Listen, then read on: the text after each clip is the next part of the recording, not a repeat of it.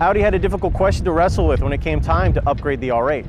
How do you follow up an absolute hit? Now, Audi as an automaker is far from one-hit wonder status, but when you completely nail it from the word go in style, performance, and usability, how do you take it to the next level when even the mere fact of upgrading it threatens to disrupt that delicate balance that makes the car magical? To find the answer, I came to Algarve International Circuit in Portimao, Portugal, where the brand new R8 was waiting for me. Would this sophomore endeavor be more Empire Strikes Back than Highlander 2? I'm eager to find out. Audi started things off conservatively, minutely updating the sports car's exterior design that, frankly, still holds up. They didn't try to fix what isn't broken, and for this iteration of the R8, it was a very smart move. The changes come in sharper, more angular lines. The front rocks a hexagonal grille that is flanked with air intakes that replace the distinctive slats with blade-like inserts. Along the back is a set of trapezoidal exhaust tips and another set of ducts that adopts the blade look. It still looks distinctly R8, and that's a very good thing. What they did with the exterior, they did with the interior, upgrading everything a little bit to make it slightly better. Everything is very driver focused. All the buttons are on the steering wheel. I have the start stop button on here, as well as the open valve exhaust, so it makes that blaring noise. Drive select, track mode, everything. And it's not just the cabin that's comfortable, you also have the ride. All four wheels are on an independent double wishbone suspension, and you have the magnetic adjustable dampers that will switch on and off depending on what you want to do. I have to say though that in many ways this car is much more comfortable than its Lamborghini cousin, the Huracan. I enjoy the ride. I'm not wrestling with it. Even though the Huracan was very complimentary, this one is just really easy to drive in both sport and comfort.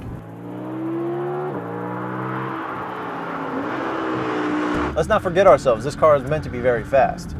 The V10 Plus can leap from 0 to 62 miles per hour in 3.2 seconds, which is pretty good.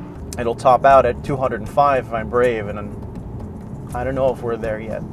The main changes lie underneath the multi-material Audi space frame, which itself is a combination of aluminum and carbon fiber reinforced plastics.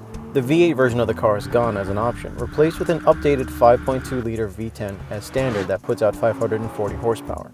Also disappearing with the V8 power plant is a 6-speed manual gearbox. This gives way to a dual-clutch 7-speed S Tronic shift-by-wire transmission. In the V10 Plus, the power is cranked up even further, providing 610 horsepower.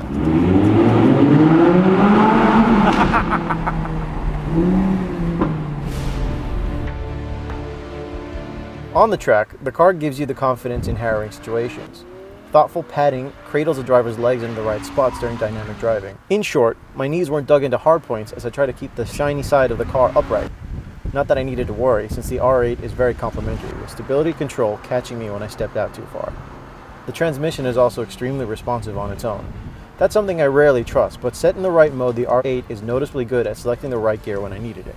Let's also throw in the fact that it has laser headlights, so when I'm driving at night, I have 4 diodes that make a powerful beam that can either adjust to what's going on around me or just send a straight shot farther than a normal LED or halogen light. This is a new technology that debuts in this car. I think a lot of people are divided on the look of this car, but it's a natural evolution. I can hear the internet complaining already. But it passes the test. We've been driving around and not only do people get thumbs up, we'll turn a corner and people have dropped what they're doing and clapping with their hands over their heads, screaming. They love the look of this car.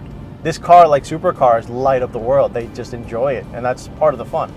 This car definitely does that. If it didn't do that, it would be very disappointing. You can take or leave the look, and that's really where most R8 fans will be conflicted. But it's a natural design step that's bound to happen. Thankfully, Audi knows better than to go crazy with the style, changing things too drastically and slapping R8 lovers in the face. They also haven't changed things needlessly for the next gen. They just took what was good and made it better. Fans of the 4 rings need not worry. The force is strong with this one.